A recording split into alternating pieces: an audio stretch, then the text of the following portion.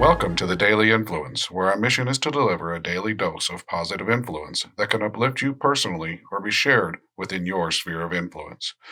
While not every episode may directly apply to your unique circumstances, we strive to provide insights and inspiration relevant to most people's daily, weekly, and monthly lives. Whether you are tuning in during the morning, noon, or night, the Daily Influence is here for you. Listen, share, and embrace the power of influence in your life. Hey everybody, Brian Smith here with the I and Team series and your Daily Influence. Today we're going to talk about micromanaging and micromanagers, and we have all experienced a micromanager. It's that person who gives a task and then completes the task before really allowing their team in any way to have a really good shot at success. And success may not be the completion of the task or even the full completion of the task. It might be the opportunity to learn until they can complete it on their own, but they never get there. Micromanagers don't allow people to get to that point of individual completion. They take over everything. They try to do everything. And it is a very common problem in small business. When we start a business and we own that business and everything about that business relies on us, it is a common and understandable trait to try to control everything and not trust others to do what needs to be done.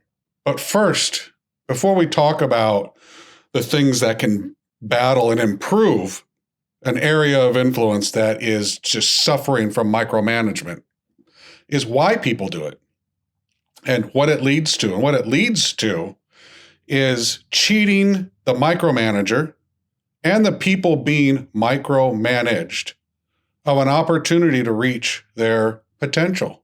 Ultimately be good to great to superior at what they do. The micromanager is cheating himself from reaching his full potential because he has to do so much.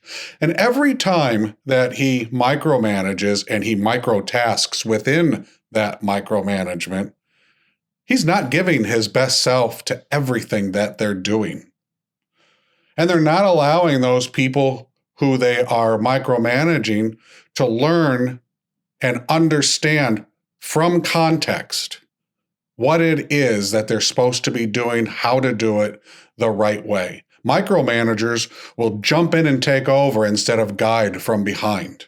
We have this saying, slow down, look down. Slow down and look down at those things that you are trying to get done. That includes your peers and those that you feel are subordinate to you. They may be subordinate to you today in a task you've given them. Your goal is to make yourself subordinate to them. You want them to own that task and own it to a level that is equal to or better than what you're doing. But if you micromanage them and continuously take that away from them and finish it, they're never going to be at that level. And if they're never at that level, they don't have any equity in it, they don't have any trust in it, and they don't feel trusted. And micromanaging erodes trust. And through that erosion of trust, it causes inefficiency. Because if you have a primary job as the owner of an organization and if you feel like you have to micromanage everybody else's tasks, you are not only inefficient, you are making inefficiencies out of them. You're not getting from them what you compensate them for. And it could start with proper expectation, proper understanding and context within that understanding.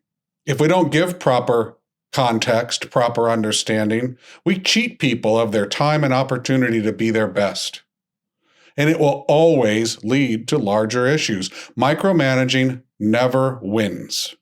It might make you feel satisfied as the micromanager because it got done, but I guarantee you that you didn't get done as much as you could, and you aren't as satisfied as you could be had you learned how to stop micromanaging, using that time to elevate and train and uplift those that you are micromanaging.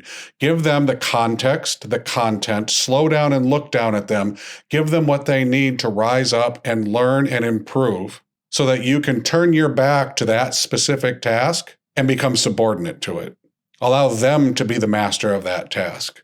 And if you feel threatened by that or anxiety by that, slow down and look down at yourself and ask yourself why. Are you not teaching it well enough? Why are you distrustful? Has this person ever given you a direct reason to be distrustful of them? Or is it some residual from somebody else? And if it is from somebody else, did you create an area of influence for that person to succeed?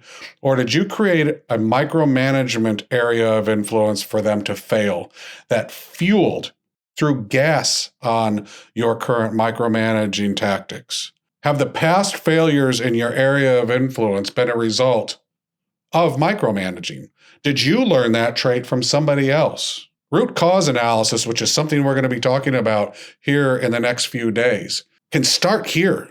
And you may find root cause goes back layers and layers, years and years, because as we've talked about, I am the accumulation of all of the interactions I have had. And that influence that I have had on me through my life, through 28 years as an advisor, good and bad, makes up who I am. And when I slow down and look down at all of those experiences and I piece it apart and pull it apart, especially in specific issues where I'm looking to improve, I usually find that there was influence from third parties that layered on like an onion, like a cake, and took me to a point to where I got to the tipping point. And I had to choose to dismantle time of learning and create a path to improvement that would help me and those around me to be better. So look to why you're a micromanager. Understand what micromanaging does in an area of influence, the erosions of trust, efficiency, potential, what it takes away from you and your team, and your abilities to improve and to profit money-wise, intellectually, as a culture, as a team. Find the root cause, slow down, look down at it, and then get past it.